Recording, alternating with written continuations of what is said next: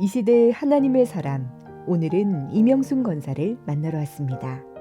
30이 되기까지 교회 문턱 한번 밟아보지 못한 그녀가 이제는 교회를 가장 사랑하는 사람으로 변화되어 평범에서 비범으로 비상하는 삶을 살고 있습니다.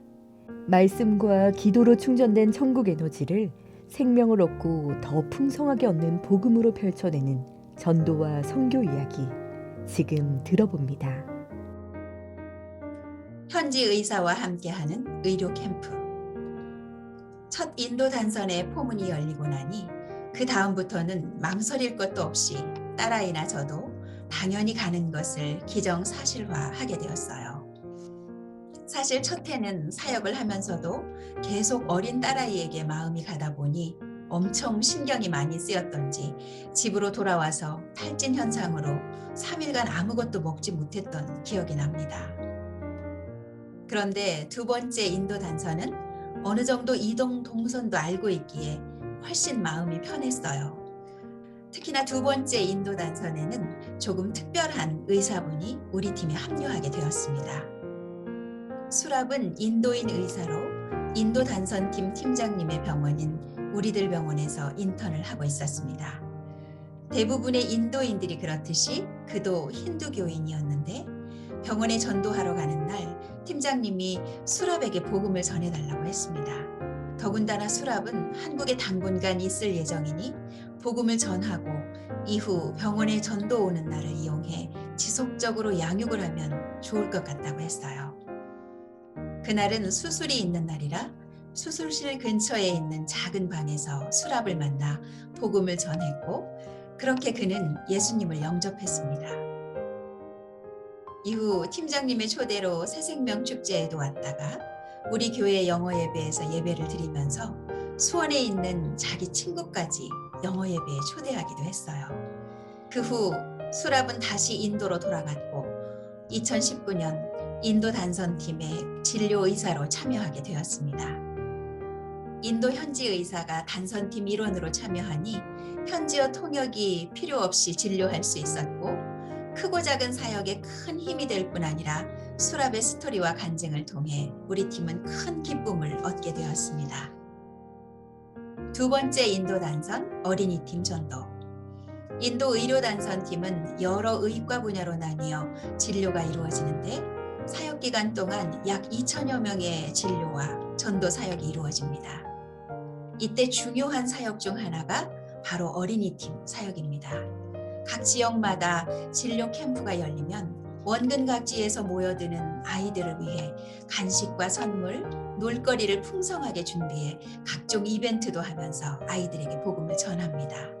2019년 두 번째 단선에서 저는 딸아이와 함께 어린이팀에 소속하게 되었는데 매년 어린이팀에서 복음을 전하던 인도 교회 자매가 회사 휴가를 받지 못해 우리 단선팀에 함께할 수 없게 되었다고 했습니다.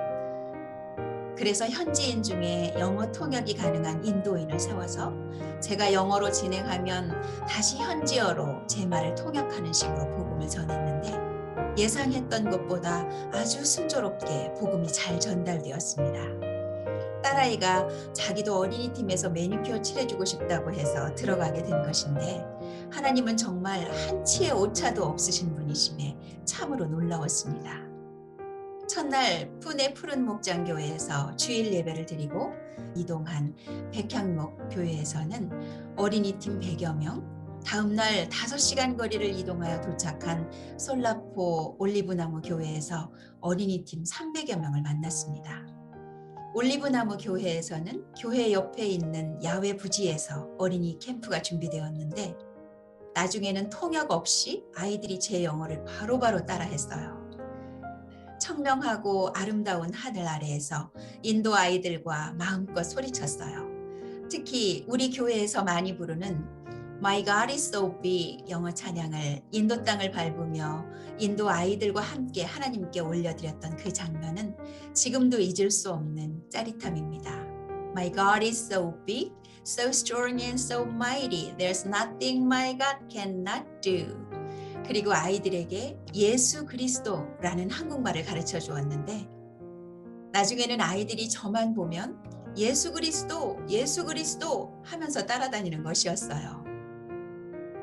그날의 그 기도와 찬양을 하나님께서 기뻐 받으셨다는 것을 믿고 그 가운데 크리스천 리더가 나오기를 기도합니다.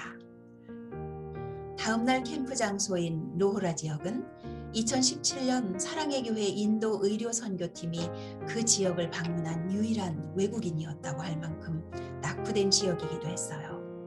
마을의 큰 건물을 빌려서 진행된 의료 캠프에는 우중에도 진료와 약에 대한 열망으로 진료과에만 약 800여 명이 몰려와 통제에 큰 어려움을 겪을 정도였어요. 어린이팀에도 400여 명의 아이들이 몰려왔는데 특히 이곳은 복음이 많은 제약을 받는 곳이라 공개적으로 복음을 전할 수 없었어요. 그래서 준비해간 페이스 페인팅, 타투 스티커, 매니큐어 같은 이벤트를 1대1로 진행하며 선물을 주었는데 페이스 페인팅을 하면서 매니큐어를 발라주면서 한 사람씩 요한복음 3장 16절의 말씀으로 복음을 전했어요. For God so loved the world that he gave his one and only Son, that whoever believes in him shall not perish but have eternal life. 어떤 엄마들은 제가 영어를 가르쳐주는 사람인 줄 알고 아이에게 똑바로 앉아서 잘 들으라고 아이를 제 옆에 바짝 데려다주는 분도 있었어요. 복음을 못 전하게 하니 처음엔 난감했지만 하나님은 오히려 더 스페셜하고 강력한 복음을 전하게 하심으로 복음이 더 흥왕하게 하셨어요. 비가 그렇게 많이 오는데 우산을 쓴 아이도 신발을 신은 아이도 거의 없었지만 초롱초롱 빛나는 아이들의 눈망울을 마주하며 하나님의 사랑을 전할 수 있는 그 시간이 천국의 캠프 같았습니다.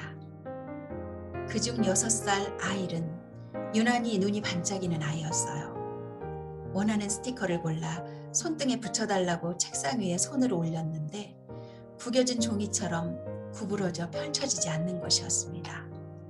손이 구부러진 장애가 있는 아이였어요.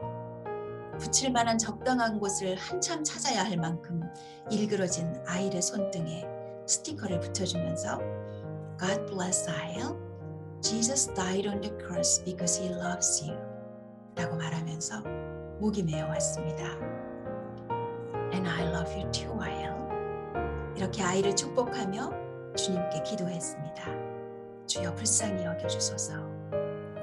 오래 황폐하였던 그 땅에 하나님의 사랑이 강물같이 흐르는 것 같았습니다. 마지막 캠프가 열리는 깔람부 무화과나무 교회는 가정교회여서 마을 결혼식장을 빌려 캠프를 진행했습니다. 특히 이곳에는 마피아 두목이 예수님을 영접하고 온 가족이 교회에 나오고 있었는데 그날 우리 캠프에서 우리를 도와주면서 살아있는 간증이 되고 모두의 기쁨이 되었어요. 이곳에는 200여 명의 아이들이 몰려왔는데 작년에 인도팀에 참여했던 한 권사님이 아이들이 맨발로 다니는 모습을 보고 200켤레의 크록스 신발을 준비하여 깔람부 지역 어린이들에게 나누어 주었습니다. 아이들이 얼마나 좋아하는지 신발을 신지 않고 들고 가는 아이들도 많았어요. 특히 깔람부 지역에서는 아이들에게 신길 신발을 타려고 엄마들이 많이 몰려와서 엄마들도 복음을 듣고 예수님을 영접하는 역사까지 이루어 주셨습니다. 이렇게 의료 캠프를 통해 약 1000여 명의 어린이들에게 하나님의 사랑과 예수 그리스도의 복음이 전해졌습니다. 인도 단선팀의 아름다운 전통 중 하나가 마지막 날은 헌당 예배를 모두 함께 드리는 것입니다.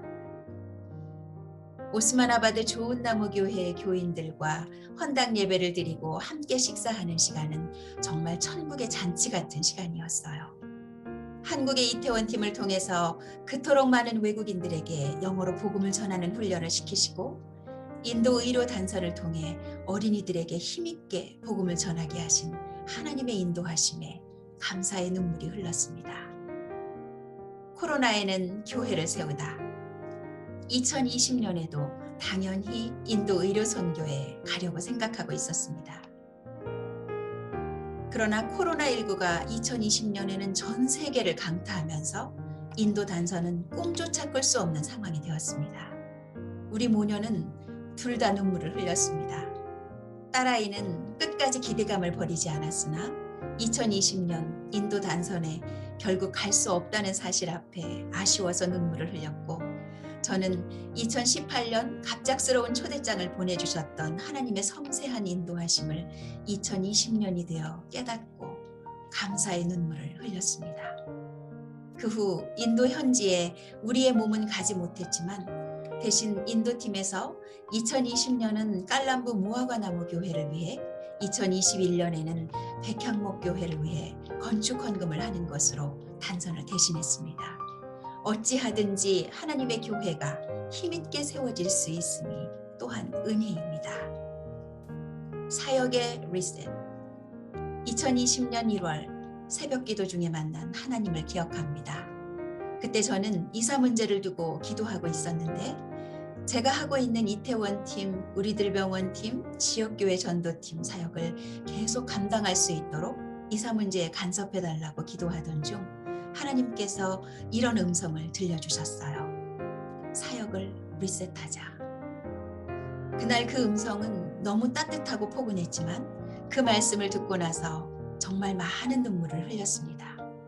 1시간 정도 눈물을 쏟고 나니 마음에 큰 평안이 찾아오면서 절대 순종할 믿음이 생겼어요.